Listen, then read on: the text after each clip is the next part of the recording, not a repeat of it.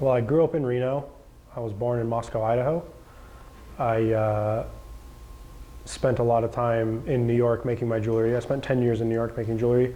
So that's where I learned how to do my stuff and make everything. And then when I was ready, I said, I want to open my own jewelry store, and here I am. I was here till I was 19, and then I moved to Vegas for a little bit, and then I moved to New York, and I came back about a year and a half ago. So 2017, the end of 2017. I show up around 10. I'll sometimes eat breakfast here if I didn't eat breakfast at home. And then I'll kind of get started on the projects that I have for the day. If that's any repairs, if that's any, custom project, usually just custom projects. I don't do a lot of repairs. And then I just work on that pretty much all day, help customers if they come in, but pretty much just do my custom stuff that needs to be done and then go home. My business model is pretty simple. It's just ethical jewelry and handmade, and kind of keep the art of jewelry making alive. I get a little bit disheartened when I see it all going towards computer designed and printed and things like that. It kind of just takes away from somebody making your jewelry for you. It like loses its essence, so it's a big one. I've had a lot of people think I own a tattoo shop. I've had people walk by my door and kind of poke their head in and go, oh, a tattoo shop. I'm like, what? It doesn't look anything like a tattoo shop. I think it's people that haven't been inside a tattoo shop. So I only do handmade jewelry. I don't do any casting or anything like that. I don't outsource any materials. I set all my own diamonds. Like I said, I do everything handmade by myself right here.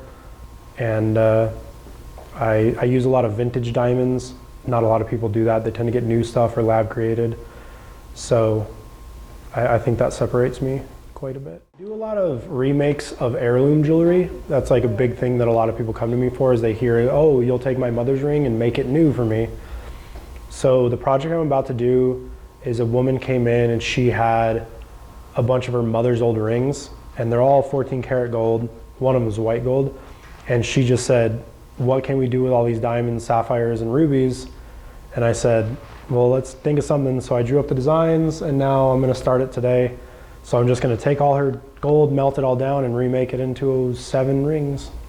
I just finished a big 1.5 carat yellow diamond pendant, and it was yellow diamonds around it in 18 karat yellow gold. That was probably my favorite project to do. That was a big one. It took 4 months to source all the materials, to source the diamonds, all that.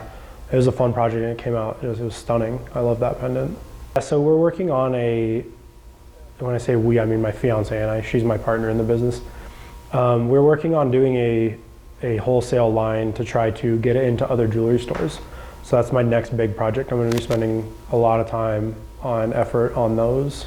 So if people try to sell me stones, if they're loose or whatever, I don't usually buy stones unless I can verify and trace exactly where they came from. Traceability and the ethics behind the mining of gems is a really big issue for me, and it's an important one that everyone should care about. So unless I can verify exactly where it came from, what mine it came from, what area it came from, I generally won't buy a gemstone from just the person on the street.